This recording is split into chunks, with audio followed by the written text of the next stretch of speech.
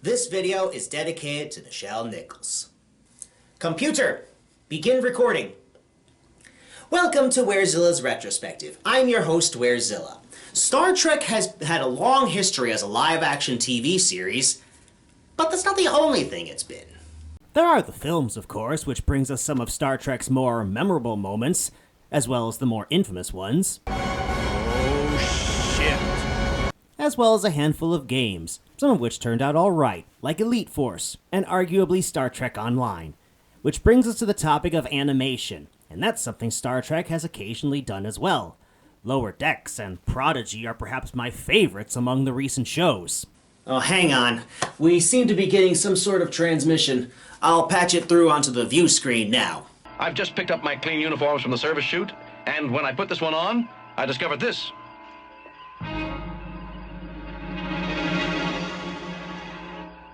Fascinating. It appears to be the first animated Star Trek series that came out in 1973. That is the only explanation for something like this.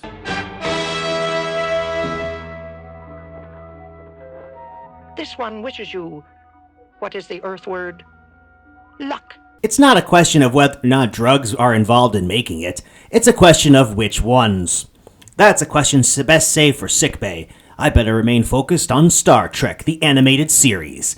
This was the first follow-up to the original series, and for the longest time, its canonicity to the franchise has been debated, in large part due to the series creator Gene Roddenberry changing his mind multiple times on the subject. At the moment, it appears to be canon for real now, but regardless, it has a lot of good things going for it. Most of the main cast of Star Trek return, along with several of the writers, including Dorothy Fontana, the original show's story editor. This will be vital going forward. The good news is, if you're familiar with the original series, then you'll be right at home in this show. Let us begin. Personal log, stardate 5373.5. Subjective time. This show follows the Enterprise crew traveling to different worlds and encountering new life.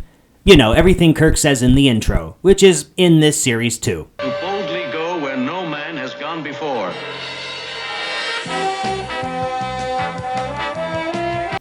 Ahem. Admittedly, the original theme didn't join the returning cast and crew. Since we're on the subject of the cast, the only one not returning is Walter Koenig as Chekhov. He did write an episode of the show, though, which I'll cover in a minute. First things first, some might think of this being an animated series might mean things are going to be watered down compared to the old show for the sake of a child audience. But by keeping several of the same show's staff, the aforementioned Fontana, among others, allows this show to keep the same tone and flavor as the old show. Sure, we don't see any red shirt deaths, in fact only one episode has a character die, but other than that, the show doesn't pull its punches. Our heroes come across multiple worlds ravaged by disease, war, and of course, space pirates. Space pirates who care about maintaining their world's neutrality with the rest of the galaxy for some reason. They're patriotic pirates. Patriotic enough to do this. All unsuccessful Orion missions end in suicide. And as if that wasn't enough, there's literally an episode titled Jihad. Okay, in practice it's more like Kirk, Spock, and a group of aliens are going on a fantasy quest, but I didn't expect a title like that. On the subject of the characters, everyone who made it in still sounds on point to how they performed in the show. While the animation can't convey the kind of body language William Shatner is infamous for, I can easily picture it in my head when he speaks. Leonard Nimoy has the distinction of being in every episode of the show, and he's put to good effect. The second episode of the series, and its most well-known, Yesteryear, revolves around Spock traveling back in time to his childhood in order to prevent a premature death. Nimoy adds a lot of gravitas to the advice he gives his younger self, as he is forced to put down his pet. That's right, this cartoon, produced by Filmation, had an episode about euthanizing a childhood pet. Fontana spent a lot of time fleshing out Spock on the original show, so it's easy to see why her impact on this episode ended up being so important. Even during the show's years of being considered non-canon, this episode was considered the one exception. Spock's backstory established in this episode is his canonical one. Remember that conversation Spock had with his mother about being bullied as a child? We see it in this episode. If it sounds familiar, it's because this scene also made it into the first Kelvin timeline movie.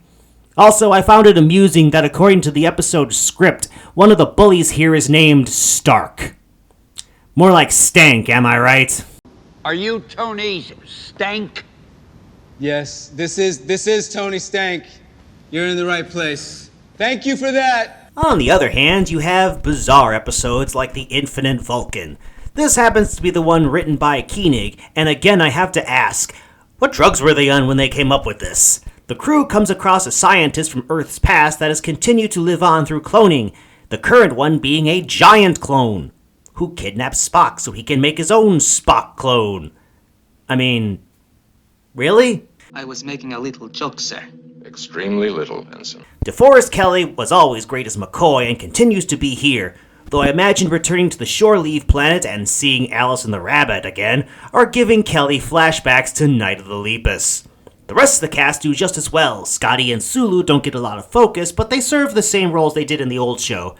Uhura does the same, though she manages to get something she never got in the old show, a spotlight episode. The Luray signal sees the men of the Enterprise being kidnapped by siren-like aliens, leaving it up to Uhura and Nurse Chapel to save them.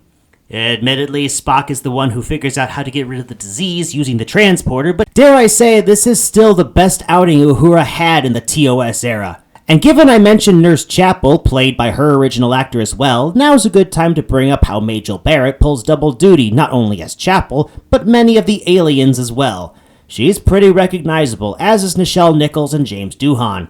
I guess that's the trade-off of having more exotic-looking aliens. Now they all sound the same. Well, technically that's not true. To my surprise, Roger Carmel, Stanley Adams, and Mark Leonard reprised their roles as Harry Mudd, Cyrano Jones, and Spock's father, Sarek.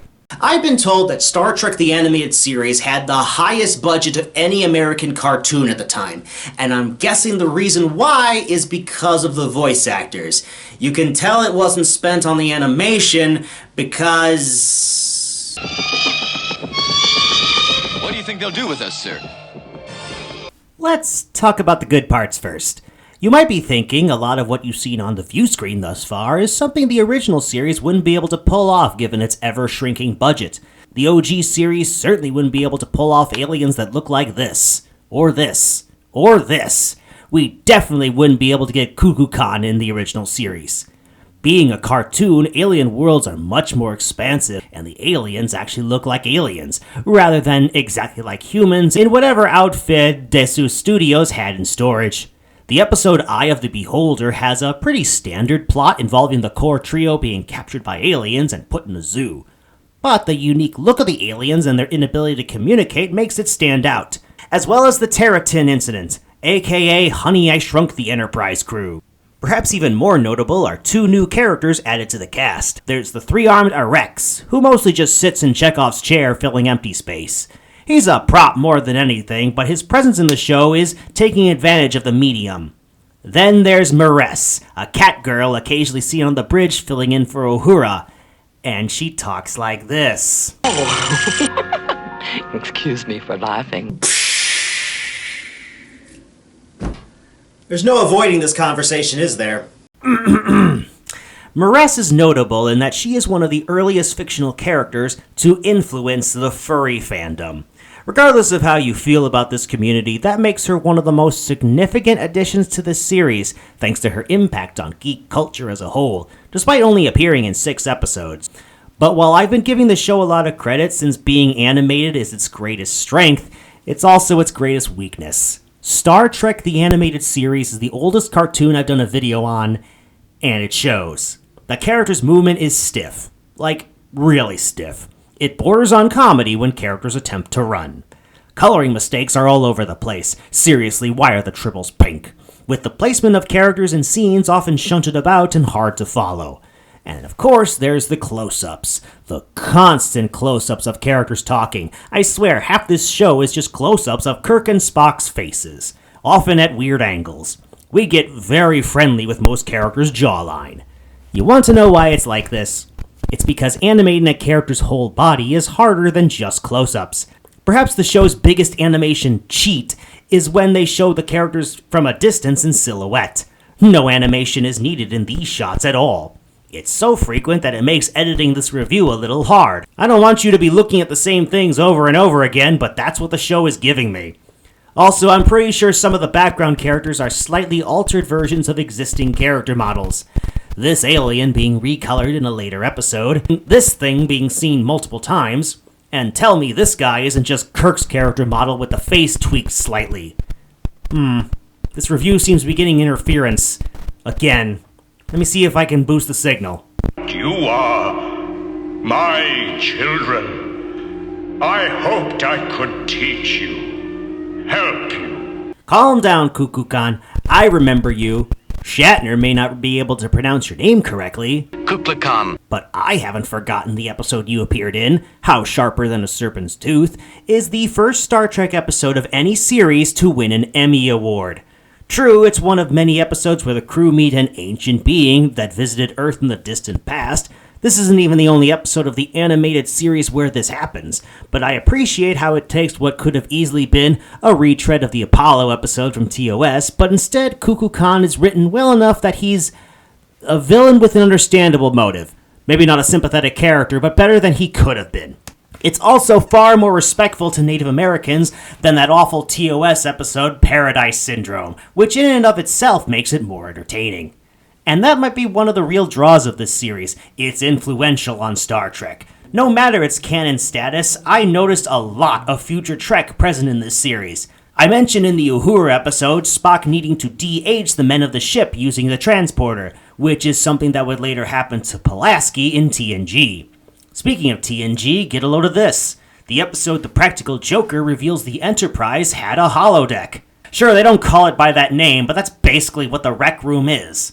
One of the silliest episodes of the show, The Magics of Megas 2, had the Enterprise travel to the center of the galaxy, meet a reality-warping entity whose people put humanity on trial.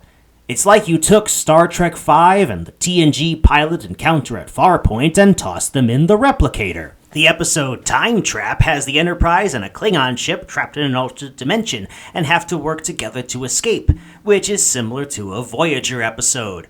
Same with the episode One of Our Planets is Missing, involving a giant space cloud eating its way through a populated sector of space.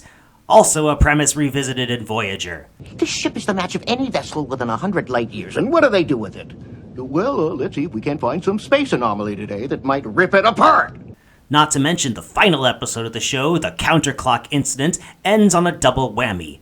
Not only are the crew subjected to plot radiation that starts to de-age them into children, which is reminiscent of the TNG episode Rascals, but the way Kirk is drawn as he de-ages is pretty funny, as he starts looking less like William Shatner and more like Chris Pine.